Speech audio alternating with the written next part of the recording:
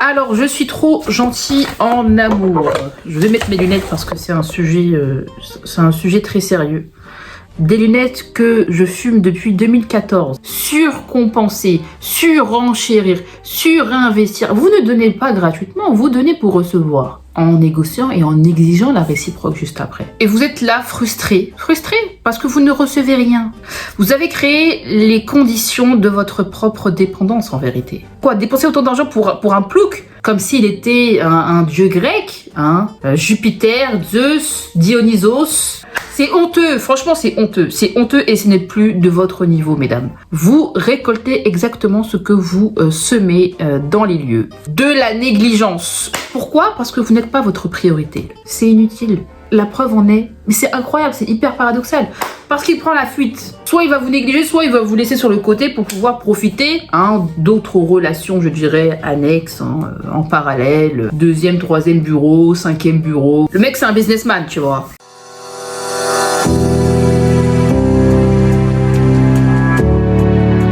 Comment garder confiance en soi face à un homme lors de ses rencontres amoureuses?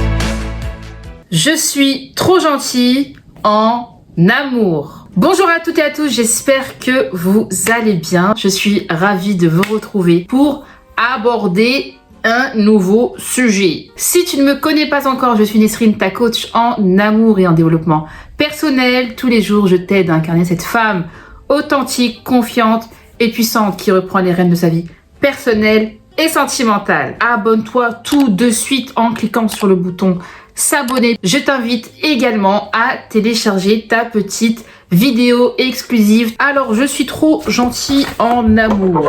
Je vais mettre mes lunettes parce que c'est un sujet très sérieux. La gentillesse est en soi une très noble, très belle qualité qui reste essentielle pour nourrir une relation saine et bienveillante. À partir de quel moment cela devient problématique? Quand on va dans les extrêmes. Et en général, cela sous-tend une grande dépendance affective. Cela devient problématique lorsque vous vous surinvestissez dans l'espoir d'obtenir un retour. Quand vous vous suradaptez à lui, c'est problématique lorsque vous modifiez votre comportement par peur de lui déplaire, lorsque vous vous souciez, je dirais, constamment de sa pleine satisfaction, en espérant sa totale approbation, lorsque vous donnez tout de suite, en négociant et en exigeant la réciproque juste après. Et en étant toujours disponible pour lui. Oui. Il faut savoir que lorsque votre relation commence sur les chapeaux de roue, au bout d'un moment, l'individu va prendre ses distances. C'est automatique. Ne serait-ce que pour reprendre du souffle, prendre un peu de recul et bien vérifier qu'il reste un homme indépendant. Et c'est à ce moment-là, précisément, que vous commencez à paniquer. Vous vous sentez en déséquilibre total. Vous vous montrez de plus en plus en demande, de plus en plus dépendante de lui en espérant regagner son affection. Je vais vous dire quelque chose, c'est violent. C'est violent. Les hommes n'ont aucun respect, ou presque, pour les femmes qui ont absolument besoin de leur approbation. Surtout si elles surcompensent pour l'obtenir. Et c'est exactement ce que vous faites. Surcompenser, surenchérir, surinvestir. Vous ne donnez pas gratuitement, vous donnez pour recevoir.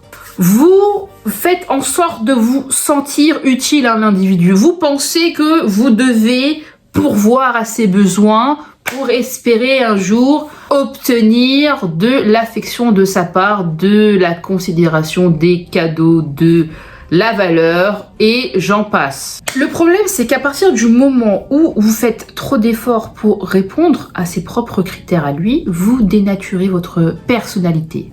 Vous dénaturez la relation. Vous l'étouffez, vous l'oppressez, vous n'êtes plus intéressante.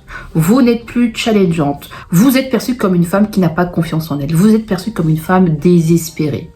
Vous êtes prête à vous suradapter à cet individu pour obtenir un peu d'amour, des miettes d'amour, même pas des miettes, pour reconstruire votre ego fragile, pour soigner cet ego fragile qui vous pousse justement à adopter des stratégies de mère nourricière pour obtenir son approbation et son attention. Tout ce que vous faites là, c'est inutile. C'est inutile. La preuve en est. Pourquoi? Mais c'est incroyable, c'est hyper paradoxal. Parce qu'il prend la fuite. Si c'est un opportuniste, déjà si c'est un opportuniste, bon, il va kiffer dans un premier temps, ensuite il va vous négliger, bien sûr. Soit il va vous négliger, soit il va vous laisser sur le côté pour pouvoir profiter d'autres relations, je dirais, annexes, en parallèle. Voilà, 2e, 3e bureau, 5e bureau. Le mec, c'est un businessman, tu vois. Soyez certaine d'une chose, s'il vous plaît. S'il vous plaît. Soyez certaine ou certain d'une chose, on ne vous aime pas pour ce que vous donnez. On vous aime pour ce que vous êtes. Ça, c'est une évidence. On ne vous aime pas pour ce que vous donnez, on vous aime pour ce que vous êtes. La preuve en est, lorsque vous donnez trop, lorsque vous voulez trop attirer l'attention, ce que vous inspirez, c'est du manque. Ce que vous inspirez, c'est du désespoir. Ce que vous inspirez, en général, c'est un manque de confiance en soi. Et ce sentiment-là de ne pas être assez important ou importante. Et ce que vous allez faire, c'est surinvestir dans une relation ou trop donner ou trop vouloir attirer l'attention parce que vous ne vous sentez pas assez. L'individu en face de vous n'est que le miroir de ce que vous pensez être, une femme pas importante. Voilà. Vous récoltez exactement ce que vous semez dans les lieux. De la négligence. Pourquoi? Parce que vous n'êtes pas votre priorité. Vous ne faites pas de vous-même votre priorité. Donc par conséquent, par extension, vous faites de cet individu-là votre priorité. Et vous êtes là frustré. Frustré parce que vous ne recevez rien. Vous êtes frustré. Vous avez créé les conditions de votre propre dépendance en vérité. Vous n'avez pas su lire correctement le niveau d'intérêt de cet homme. À partir du moment où vous donnez en attendant quelque chose, vous n'allez rien recevoir. Parce que c'est de la manipulation d'une certaine manière. Ça reste de la manipulation. Lorsque vous entreprenez une action pour créer une réaction chez l'autre, ça reste de la manipulation. C'est une tentative de contrôle. C'est du contrôle mais subtil. Je dirais c'est du contrôle par le don, tu vois. C'est de la manipulation affective. C'est de la manipulation affective. Ok. Je pense d'avoir une grosse tête. Il vous a justement fait redescendre de votre piédestal parce que vous n'aviez pas confiance en vous. Une femme fatale est une femme ambitieuse qui fait d'elle-même sa priorité. Une femme qui se fait toujours passer en première. Toujours, toujours. Parce qu'elle est consciente que personne ne viendra la sauver, que personne ne viendra l'extirper du lit pour la sortir de sa dépression, que personne ne viendra lui donner de l'argent si elle ne va pas bosser, que personne ne viendra lui donner du sens à sa vie si elle ne commence pas par elle-même. Restez votre priorité. C'est parce qu'elle est sa priorité qu'elle fascine autant. C'est parce qu'elle s'aime inconditionnellement qu'elle attire autant. Reprendre le contrôle de ses relations, c'est avant tout reprendre le contrôle de sa vie, mesdames.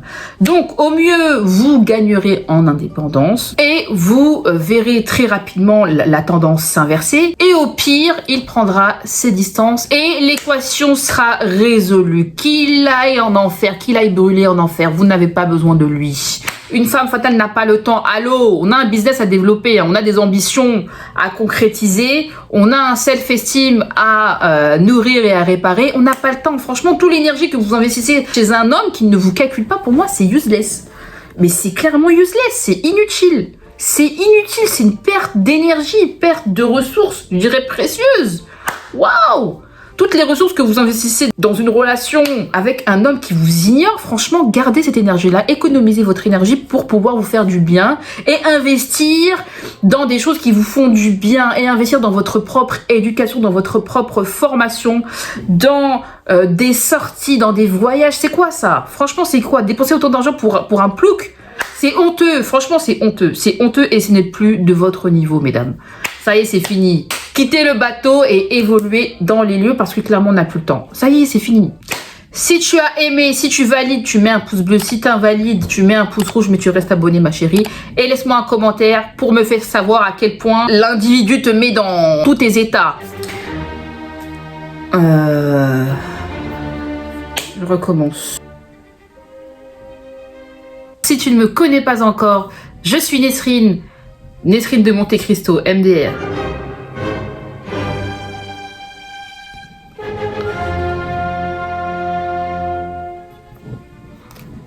Je pense qu'on est bon. C'était Nesrine Devlove. Allez, c'est fini.